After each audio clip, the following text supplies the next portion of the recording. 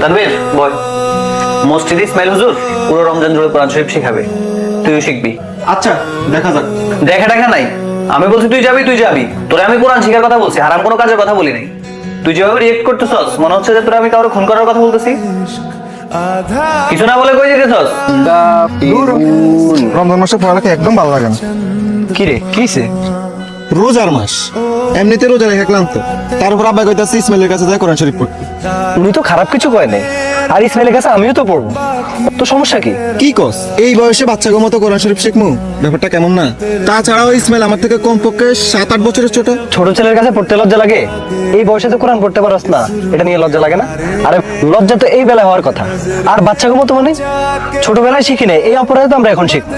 আর কে কি মনে করলো না করলো তা দিয়ে আমাদের কি? কোরআন পড়া বোঝা এগুলো যে কতটা গুরুত্বপূর্ণ সেটা তো অন্তত তোর বোঝানো লাগবে না। ঠিক আছে দোস্ত, আমিও তোদের সাথে কোরআন শিখবো।